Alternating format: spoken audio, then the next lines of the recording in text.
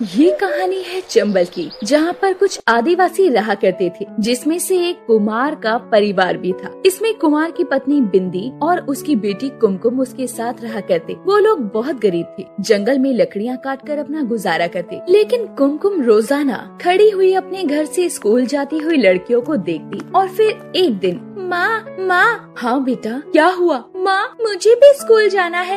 ये क्या कह रही हो तुम? हाँ माँ, मुझे भी स्कूल जाना है। मैं जब भी स्कूल जाती हुई लड़कियों को देखती हूँ तो मेरा भी मन करता है स्कूल जाने का। बेटा, तू तो जानती है ना, हम लोग आदिवासी हैं। तुझे कोई भी स्कूल में नहीं लिया जाएगा और बच्चे तुझ पर हंसेंगे भी। कोई बात नहीं माँ, स्कूल में कोई छोटा या बड़ा नहीं होता, मुझे पता है। स्कूल में दाखिला मिल जाएगा। तेरे पिताजी तो बस लकड़ियाँ ही काटते हैं, वो स्कूल का खर्चा कैसे उठाएंगे? थोड़ी मेहनत और कर लेंगे अपनी बेटी के लिए, इतना तो मैं कर ही सकता हूँ। अगर मेरी बेटी पढ़ना चाहती है तो। बिंदी और कुमकुम बातें कर ही रहे होते हैं कि तभी वहाँ कुमार आ जाता है और बीच में ही बोल पड़ता है, क्यों ना हम कुमकुम का दाखिला गांव के सरकारी स्कूल में करा दे। इससे हमारी कुमकुम पढ़ भी पाएगी और कुमकुम को ज्यादा दूर भी नहीं जाना पड़ेगा। हाँ, ये सही रहेगा। मैं कल ही जाकर कुसुम का दाखिला गांव के स्कूल में करा देता हूँ। उसके बाद दूसरे दिन कुमार जाकर अपनी बेटी कुमकुम का दाखिला गांव के सरकारी स्कूल में करा देता है। लेकिन कुमकुम को स्कूल जाने के लिए 2 किलोमीटर पैदल ही जाना पड़ता और वो अपने आदिवासी वाली ड्रेस में ही स्कूल जाती। जैसे ही कुमकुम अपनी क्लास के दरवाजे पर पहुंचती है, सभी बच्चे उसे देखकर हंसने लगते हैं और क्लास में एक टीचर पढ़ा रही थी और वो बोलती है, मैं अंदर आ सकती हूँ मैम? क्लास के सभी बच्चे कुमकुम को देखकर हंस रहे होते हैं। तो उसमें से एक लड़की, जिसका नाम शीतल होता है, वो बोलती है, मैम, बाहर से पेड़ पौधे अंदर आ रहे हैं, अब वो भी हमारे साथ पढ़ेंगे क्या? क्लास के सभी बच्चे जोर जोर से हंसने लगते हैं। सभी बच्चे चुप हो जाओ। टीचर के ऐसा बोलने पर सभी बच्चे चुप हो जाते हैं। आओ बेटा, अंदर आओ। तुम कुमकुम हो ना? जी मैम, मैं कुमकुम हूँ। जाओ, जाकर सीट पर बैठ जाओ। जी मैम। उसके बाद कुमकुम सीट पर बैठने जाने लगती है और वो सबसे पीछे वाली सीट पर जाकर बैठ जाती है। थोड़ी देर के बाद लंच हो जाता है और सभी बच्चे कुमकुम को घेर कर खड़े हो जाते हैं। उसमें से शीतल बोलती है, पत्तों वाली लड़की, कहाँ जा रही हो? सुनो ना हमारी बात। मुझे कुछ नहीं सुनना, मुझे जाने दो। ऐसा बोलकर कुमकुम वहाँ से जाने लगती है, पर बच्चे उसे वहाँ से जाने नहीं देते और सभी मजाक बनाने लगते हैं। सभी उसके बाल तो कभी कपड़ों को हाथ लगा रहे होते हैं। वैसे तुम्हारा नाम क्या है? मेरा नाम कुमकुम है। तुम्हारी इस ड्रेस में तो तुम्हें गर्मी भी नहीं लगती होगी? हाँ, नहीं लगती। शीतल कुमकुम से अजीब सवाल कर रही होती है कि तभी वहाँ उसकी सहेली डिम्पल बोलती है, ये तो तूने सही कहा शीतल,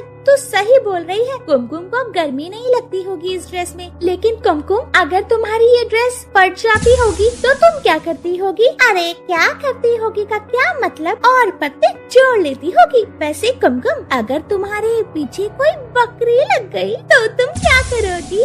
कुमकुम मजाक का बुरा नहीं मानती और चुपचाप से वहाँ से चली जाती है। फिर स्कूल की छुट्टी हो जाती है और उसे घर जाने के लिए 2 किलोमीटर पैदल चलकर घर जाना पड़ता है। घर पहुँचते पहुँचते वो पसीने से लथपथ हो जाती है। ये देखकर उसकी माँ बोलती है, अरे कुमकुम बेटा, तुम इतनी मुसीबत में पड़ गई हो इस स्कूल के चक्कर में। माँ, मुसीबत नहीं, ये तो पढ़ाई है। कितने आराम से घर पर रह रही थी तुम और अब इतनी दूर पैदल चलकर जाना पड़ता है तुम्हें। माँ, मेरी मेहनत एक दिन जरूर रंग लाएगी। हाँ बेटा, बिल्कुल, मुझे तुम पर पूरा भरोसा है। अपने पिता के मुँह से ये बोल सुनकर कुमकुम को और हौसला मिल जाता है और वो अपनी पढ़ाई में बहुत मेहनत करती है और किसी की बात का कोई बुरा नहीं मानती। ऐसे ही दिन बीतते जाते हैं और फिर एक दिन वो अपनी क्लास में जाती है तो ब्लैक बोर्ड को देखते ही उस पर बच्चों ने कुमकुम की तस्वीर बना रखी थी, जिसके पीछे एक बकरी पड़ी हुई थी। लेकिन कुमकुम कुछ नहीं बोलती और उस तस्वीर को साफ कर देती है। अरे कुमकुम, ये क्या कर रही हो तुम? क्या हुआ तुम्हें? तुम्हारी फोटो पसंद नहीं आई क्या? नहीं, फोटो तो अच्छी थी, लेकिन अगर मैम देख लेती तो तुम सबको डांट पड़ती, इसलिए मैंने इसे साफ कर दिया। कुमकुम वो तस्वीर साफ कर देती है, लेकिन उससे पहले ही टीचर ने तस्वीर देख ली होती है और वो कुमकुम को अपने पास बुलाकर बोलती है, बेटा, तुम स्कूल ड्रेस पहनकर क्यों नहीं आती हो? क्या तुम्हें स्कूल ड्रेस अच्छी नहीं लगती? नहीं मैम, ऐसी बात नहीं है। फिर क्या बात है बेटा, मुझे बिल्कुल अच्छा नहीं लगता कि दूसरे स्टूडेंट्स तुम्हारा मजाक बनाते हैं। तुम पढ़ाई में इतनी अच्छी हो, तुम्हारे साथ ऐसा होता है। मैम आप तो जानती है ना, हम आदिवासी हैं और मेरे बाबा लकड़ियाँ काटकर घर चलाते हैं। हमारे पास इतना पैसा नहीं है कि वो मेरी स्कूल ड्रेस बना सके। अच्छा कोई बात नहीं बेटा, तुम ऐसे ही पढ़ने आ सकती हो। ऐसे ही कई दिन बीत जाते हैं। रोजाना बच्चे कुमकुम का मजाक बनाते, कभी उसका आदिवासी होने का मजाक बन जाता तो कभी उसकी ड्रेस को लेकर मजाक बन जाता, लेकिन कुमकुम कभी भी किसी की बात का पलट कर जवाब नहीं देती। और अब 26 जनवरी आने वाली होती है। उनके स्कूल में एक फंक्शन रखा जाता है जिसके लिए टीचर सभी बच्चों से बोलती है, सुनो सभी बच्चे सुनो, हमारे स्कूल में गणतंत्र दिवस मनाया जाएगा। उस दिन एक कंपटीशन रखा जाएगा जिसमें सभी बच्चों को ड्राइंग बनाकर लानी है। ठीक है मैम। ये बात सुनकर क्लास के सभी बच्चे बहुत एक्साइटेड हो जाते हैं और शीतल अपनी सहेली डिम्पल से बोलती है, ये कंपटीशन तो मैं ही जीतूंगी, देख लेना। जैसे क्लास में फर्स्ट आती हूँ ना, इस कंपटीशन में भी फर्स्ट मैं ही आऊंगी। तुम्हें पता है शीतल, कल ही मैंने नए कलर लिए हैं तो उससे ड्राइंग करके लाऊंगी। कुमकुम तुम क्या बना कर लाओगी और किससे? अरे ये तो मिट्टी और गोबर से कुछ भी बनाकर ले आएगी, इसे क्या पता कलर्स क्या होते हैं। वैसे कुमकुम तुमने कभी कलर्स देखी हैं?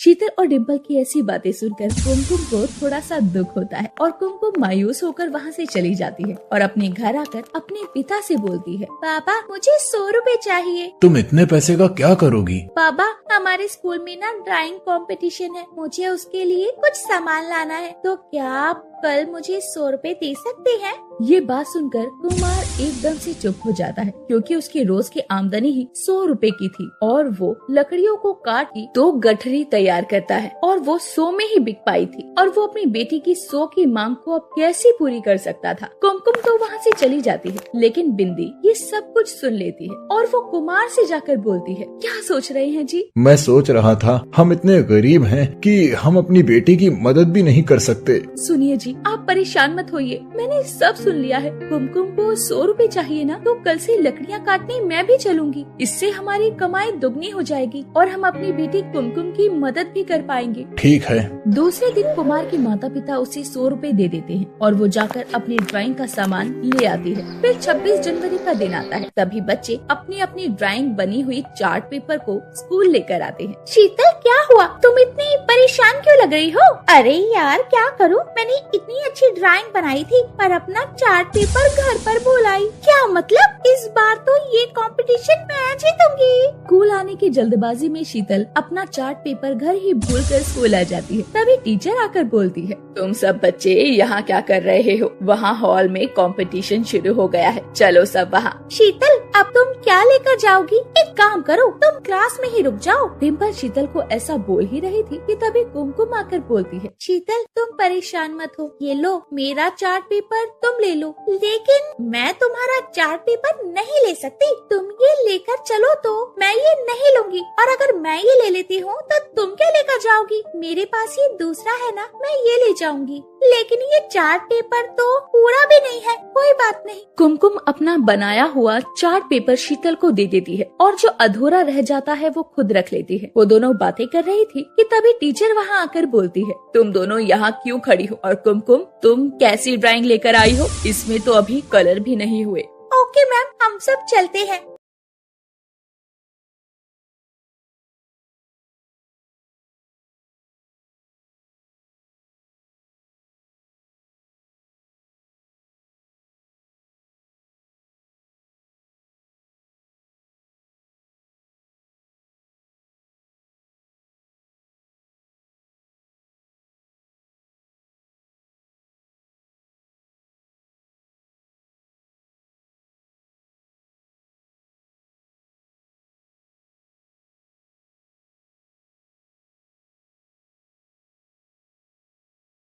कानपुर के एक छोटे से शहर में गोलू अपनी माँ कविता के साथ रहा करता था। गोलू के पिताजी फैक्ट्री में काम करते थे, जिसमें एक दुर्घटना में उनकी मृत्यु हो गई। गोलू के पिताजी के देहांत के बाद उनकी आर्थिक हालत ठीक नहीं थी। गोलू अभी छोटा था, इस कारण कविता अपने पति की जगह पर फैक्ट्री पर काम करने लगी। गोलू बेटा उठ जा, स्कूल नहीं जाना है क्या? माँ अभी तो 5 ही बजे, उठ जाऊंगा। उठ जा बेटा, रोजाना देरी से स्कूल जाता है तू। थोड़ी देर और सोने दो माँ। ऐसे ही घंटों बीत जाते हैं और गोलू अभी तक बिस्तर पर ही होता है। गोलू, तुम अभी तक सो रहे हो? देखो टाइम क्या हो गया, फिर से देरी से स्कूल जाओगे। कितना टाइम हो गया माँ? 6 बज गए हैं। क्या? गोलू जल्दी से उठकर स्कूल के लिए तैयार हो जाता है और कविता अपनी फैक्ट्री जाने के लिए। दोनों एक साथ घर से निकलते हैं। अपना ध्यान रखना बेटा, शाम को मिलते हैं। जी माँ। ऐसा बोलकर गोलू अपनी स्कूल चला जाता है और कविता अपनी फैक्ट्री। गोलू के साथ स्कूल में उसकी चाची की लड़की रिंकी भी पढ़ती थी। रिंकी बहुत घमंडी और बदतमीज लड़की थी क्योंकि उसके पिताजी गांव के साहूकार थे, इसीलिए उसने कभी गरीबी नहीं देखी थी और उसकी माँ उमा भी बहुत घमंडी थी। गोलू हट जा, ये मेरी जगह है। इस जगह पर रिंकी तेरा नाम नहीं लिखा है, जा दूसरी जगह बैठ। गोलू हट जा, देख वरना मैं तेरा बैग उठाकर फेंक दूंगी। अगर तुमने ऐसा किया तो मैं चाचा जी से तुम्हारी शिकायत कर दूंगा। रिंकी गोलू का बैग उठाकर फेंक देती है और गोलू को निराश होकर उस जगह से हटना पड़ता है। ये बात पर वो किसी से नहीं कह सकता था क्योंकि उसके चाचा विशाल और चाची उमा उनकी किसी भी प्रकार से कोई मदद नहीं करते थे। रिंकी गोलू का बहुत मजाक बनाती और स्कूल में सभी बच्चे गोलू पर हंसते। चुप हो जा रिंकी, वरना अच्छा नहीं होगा। क्या करेगा गोलू? मेरे पापा से मेरी शिकायत करेगा? हाँ, मैं चाचा जी से कह दूंगा। तेरे जैसे गरीबों को तो मेरे पापा मुंह भी नहीं लगाते, तेरी बात तो तब मानेंगे ना। स्कूल में लड़ने के बाद गोलू रिंकी अपने अपने घर जाते हैं। गोलू अपनी माँ को स्कूल की सारी बातें बताता है। माँ तुम आ गई? हाँ बेटा, आज बहुत थक गई हूँ। आज आप देर से भी आई हो माँ? अरे आज काम ज्यादा था बेटा, तो थोड़ी देरी हो गई। तुम अपना बताओ, आज तुम्हारा स्कूल का दिन कैसा गया? माँ आज भी रिंकी ने मेरे साथ बदतमीजी की, उसने मेरा बैग उठाकर फेंक दिया था। अच्छा कोई बात नहीं गोलू, माफ कर दे, तेरी बहन है। ये क्या कह रही हो माँ? मेरी कोई ऐसी बहन नहीं है। इसे तमीज ही ना हो कि अपने भाई के साथ कैसा व्यवहार करना चाहिए। ऐसा नहीं बोलते बेटा, चाचा की लड़की भी तो बहन ही होती है। माँ रिंकी बहुत घमंडी है, उसे अपने पैसों का बहुत घमंड है। वो जैसे भी हो तुम्हारी बहन है गोलू, ये बात याद रखना। ठीक है माँ। रिंकी अपने घर जाकर अपनी माँ को सब बताती है। मम्मी मैं आ गई। आप कहाँ हो? मैं किचन में हूँ बेटा, तुम बैठो मैं वहीं आती हूँ। मम्मी जल्दी आओ, मुझे आपको कुछ बताना है। हाँ बताओ। मैं आ गई। मम्मी आज फिर स्कूल में उस गरीब गोलू की मैंने बहुत खिंचाई की और उसका मजाक बनाया। सभी बच्चे हंस रहे थे उस पर। अच्छा वो